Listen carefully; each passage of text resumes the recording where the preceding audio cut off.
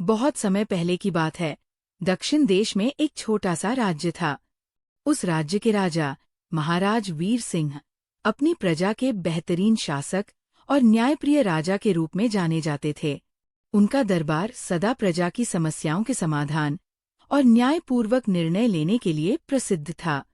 राजा की रानी महारानी तारा अपनी सुंदरता और बुद्धिमत्ता के लिए राज्य भर में मशहूर थी। उसका रूप ऐसा था जैसे चांदनी रात की शीतलता और गुलाब की महक एक साथ मिल गई हो। उसकी जवानी की आकर्षण इतना मनोहर था कि उसे देखकर राज्य के लोग उसकी प्रशंसा किए बिना नहीं रह पाते। रानी तारा और वीर सिंह का प्रेम उदाहरण के रूप में दिया जाता था। दोनों एक दूसरे के लिए ही जीते थे और उनका प्रेम ऐसा था जैसे गंगा और यमुना का मिलन। एक दिन दरबार में एक संदेश आया।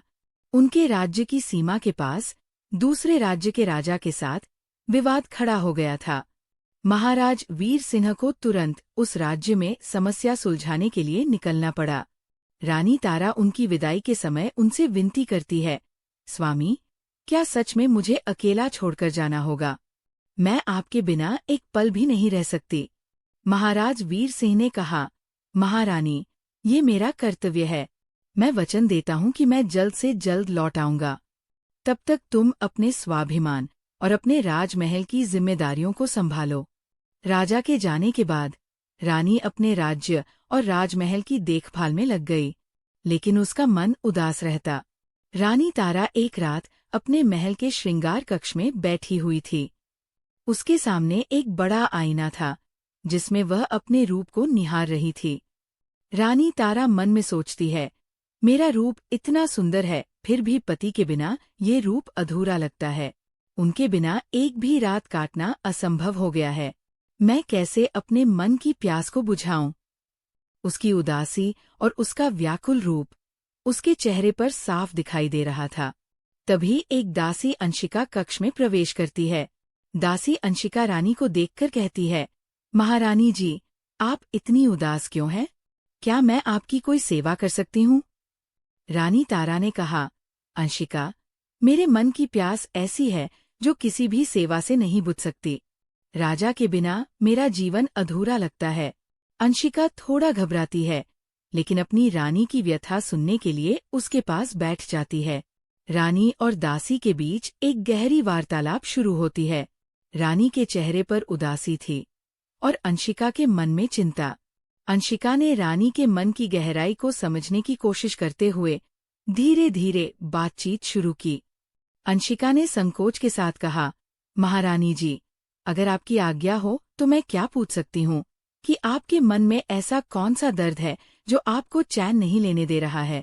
रानी तारा ने आह भरते हुए कहा, अंशिका, मैं तुम्हें कैसे बताऊं? राजा के बिना मेरा मन कहीं भी नहीं लगता है। ऐसा लगता है जैसे मेरे जीवन से सारी खुशियां छीन गई हो। मेरी आत्मा उनकी निकटता के बिना बेचैन रहती है। रात और भी कठिन हो जाती है। रानी की बात सुनकर अंशिका ने सहानुभूति से कहा, महारानी जी, मैं समझ सकती हूँ कि राजा के बिना आपको अकेलापन कैसा महसूस होता होगा, लेकिन समय के साथ ये पीड़ा कम हो जाएगी। आप अपनी शक्ति और कर्तव्य पर ध्यान केंद्रित करें। रानी ने अंशिका की बातों को सुना, लेकिन उसकी बेचैनी कम नहीं हुई। उसने अंशिका को पास बुलाया और उसके हाथों को अपने हाथों में थाम लिया। रानी तारा ने धीमे स्वर में कहा, अंशिका, तुम मेरी सबसे विश्वासपात्र दासी हो। मैं अपने मन की बात तुम्हारे अलावा किसी से साझा नहीं कर सकती। मेरी एक समस्या है जिसे मैं किसी भी तरह हल करना चाहती हूँ। अंशिका ने रानी से कहा, महारानी जी, आप जो भी कहेंगी मैं आपकी मदद के लिए तैयार हूँ। बस मुझे आदेश दीजिए। रानी ने एक पल के लिए अपनी नजरें झुका ली और फिर अंशिका की तरफ देखा और कहा, अंशिका, मेरी एक प्यास है, एक ऐसी प्यास जो राजा के साथ होने पर ही बुझती है। अब उनके बिना ये प्यास असहनीय होती जा रही है। मैं चाहती हूँ कि तुम मेरी मदद करो। रानी की बात सुनकर अंशिका ने घबराते हुए कहा, महारानी जी, मैं आपकी सेवा में सदैव समर्पित हूँ, लेकिन मैं ये नहीं समझ पा रही हूँ कि मैं आपकी समस्या का समाधान कैसे कर सकती हूँ। रानी ने अंशिका को और पास में बुलाया और उसे अपने पास बैठने का इशारा किया। अंशिका डर और शर्म के साथ रानी के पास बैठ गई। रानी तारा ने धीमे स्वर में कहा, अंशिका, तुम्हारी सरलता और समर्पण ने मुझे हमेशा प्रेरित किया है। मुझे लगता है कि सिर्फ तुम ही मेरी इस समस्या का समाधान कर सकती हो। अंशिका ने चकित होकर कहा, महारानी जी, मैं आपकी बात नहीं समझ पा रही हूँ। कृपया आप स्पष्ट शब्दों में कहिए। रानी तारा ने उसके चेहरे को हल्के से स्पर्श करते हुए कहा, मुझे लगता है कि हम दोनों एक दूसरे की प्यास को बुझा सकते हैं। अंशिका को ये सुनकर गहरा झटका लगा। वह पहले तो कुछ नहीं कह पाई। उसकी आंखें फटी की फटी रह गई और वो अपनी जगह से खड़ी होने लगी। अंशिका ने हिचकिचाते हुए कहा, महारानी जी, ये तो कभी मैंने सपने में भी नहीं सोचा। मैं आपकी दासी हूँ, आपकी सेवा के लिए हूँ, लेकिन इस तरह से मैं नहीं जानती कि मैं क्या कहूँ। अंशिका की बात सुन रानी तारा ने शांत स्वर में कहा, अंशिका, चिंता मत करो, मैं तुम्हें सब कुछ सिखा दूंगी। तुम मुझ पर भरोसा करो, ये हमारा रहस्य होगा। अंशिका असमंजस में थी। एक ओर वह अपनी रानी के प्रति वफादारी निभाना चाहती थी और दूसरी ओर उसे ये सब गलत लग रहा था।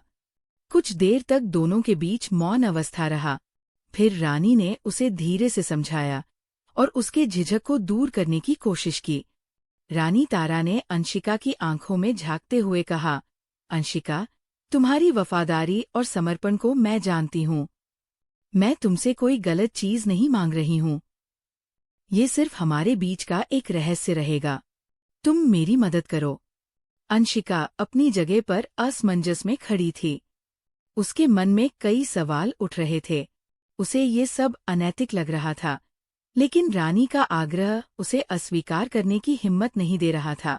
अंशिका ने संकोच में कहा, महारानी जी, मैं आपकी हर सेवा करने को तैयार हूँ, लेकिन ये बात मेरी समझ के परे है। मैंने ऐसा पहले कभी नहीं किया। रानी तारा ने मुस्कुराते हुए कहा, अंशिका, सब कुछ पहली बार होता है। चिंता मत करो, मैं तुम्हारे साथ हूँ। मैं तुम्हें सिखा दूंगी, बस मुझे निराश मत करो। रानी ने अंशिका का हाथ पकड़ा और उसे पास में बिठा लिया। अंशिका की झिझक धीरे धीरे कम हो रही थी। रानी ने उसके चेहरे पर हल्का से हाथ फेरा। अंशिका के मन में अभी उथल पुथल मची हुई थी, लेकिन वो हैरानी की बातों का विरोध नहीं कर पाई। उस रात रानी और अंशिका ने एक नया अध्याय शुरू किया। रानी ने अंशिका को अपनी प्यास और भाव को व्यक्त करना सिखाया। शुरू में अंशिका घबराई हुई थी, लेकिन धीरे धीरे वो रानी के साथ सहज महसूस करने लगी। रानी तारा ने नरम स्वर में कहा, देखो अंशिका, ये सिर्फ हमारे लिए है। ये हमारा निजी सुख है और इसमें कुछ गलत नहीं है। हम बस एक दूसरे का सहारा बन रहे हैं। अंशिका ने सिर झुकाकर हामी भर दी। उस रात रानी और अंशिका ने एक दूसरे की इच्छाओं को पूरा किया। अगली सुबह जब दोनों अपने अपने कक्ष में थी, तो अंशिका के मन में कई सवाल उठ रहे थे। उसे लग रहा था कि वह अपने कर्तव्य और नैतिकता से भटक रही है, लेकिन रानी से अपनी बातें साझा करने का साहस जुटाकर अंशिका ने रानी से पूछा, महारानी जी, जो कल रात हुआ क्या वह सचमुच सही था? मुझे लगता है कि हम प्रकृति के नियमों के विरुद्ध जा रहे हैं। रानी तारा ने कहा, अंशिका, तुमने जो किया वह हमारी भावनाओं को समझने का एक तरीका था। इसमें गलत क्या है? ये तो बस मेरी आत्मा को सुकून देने का जरिया है। तभी अंशिका ने झिझकते हुए कहा, लेकिन महारानी जी, क्या ये सब राजा के प्रति आपके प्रेम को कम नहीं करेगा? और अगर किसी को ये बात पता चल गई तो क्या होगा? रानी ने कुछ पल चुप रहकर सोचा और फिर अंशिका के सिर पर हाथ रखते हुए कहा, तुम्हारी चिंता जायज है, लेकिन ये सब हमारे दिलों तक ही सीमित रहेगा। राजा मेरे जीवन का हिस्सा है और तुम मेरी आत्मा का। इन दोनों में कोई तुलना नहीं हो सकती। कुछ दिन ऐसे ही बीत गए। रानी तारा और अंशिका हर रात एक दूसरे के साथ अपनी इच्छाओं की प्यास बुझाने में व्यस्त रहीं। दोनों के बीच का रिश्ता गहरा होता जा रहा था। रानी ने अंशिका को केवल अपनी दासी ही नहीं, बल्कि अपने साथी के रूप में देखना शुरू कर दिया था। अंशिका भी रानी के साथ इन पलों का आनंद लेती रही, लेकिन उसके मन में किसी कोने में एक अजीब सी बेचैनी ने घर बना लिया था। उस रात महल के कक्ष में चांद की हल्की सी रोशनी खिड़की से आ रही थी।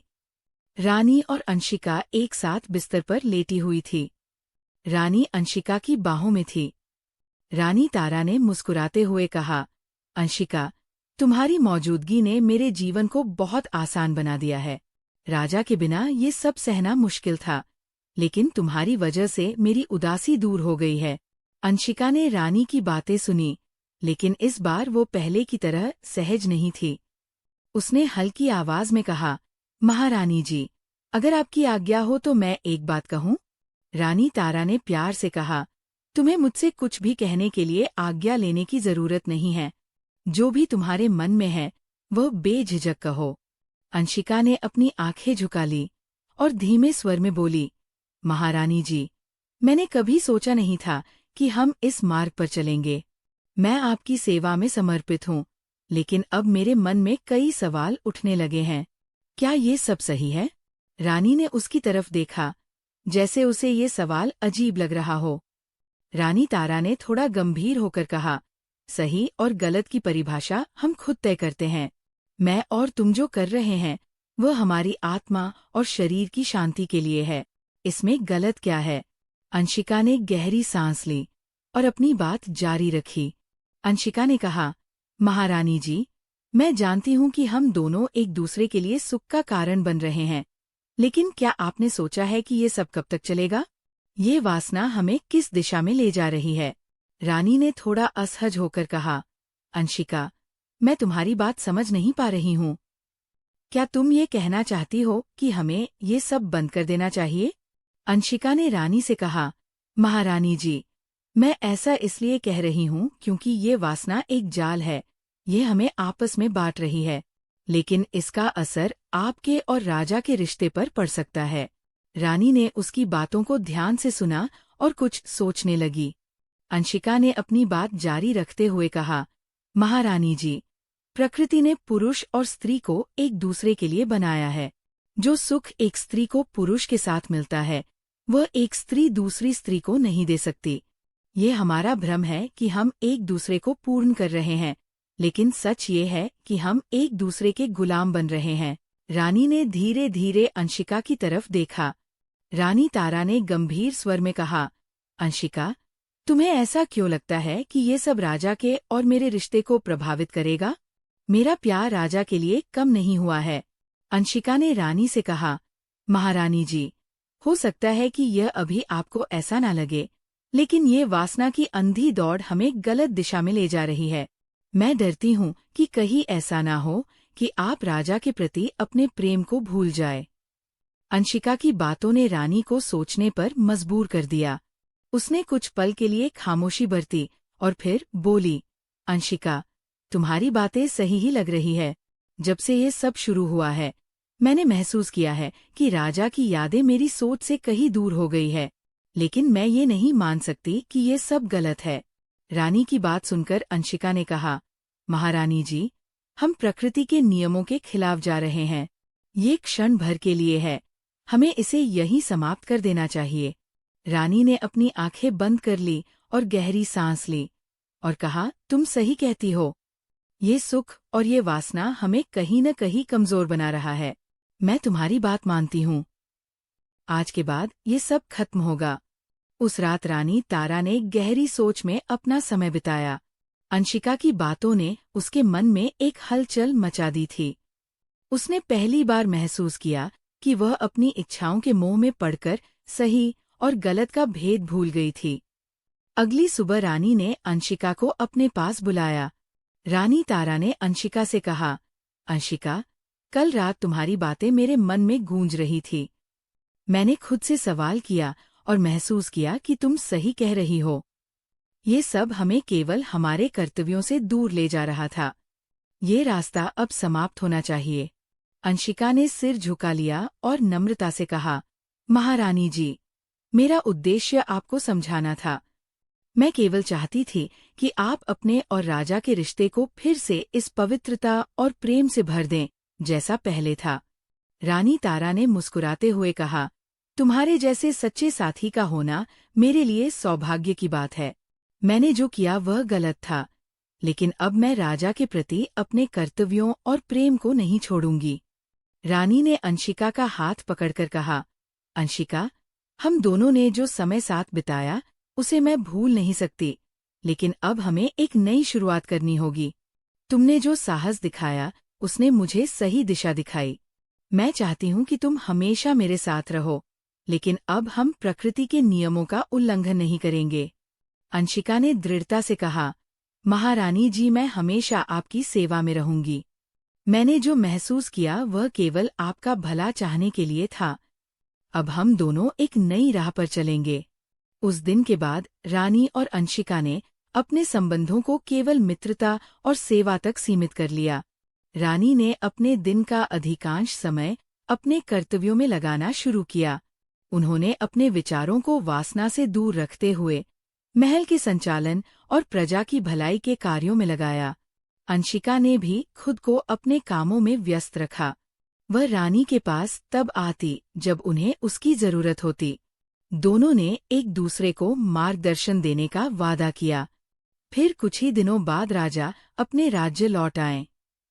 रानी ने उन्हें देखकर वही पुराना प्रेम महसूस किया जिसे वह कुछ समय के लिए भूल चुकी थी।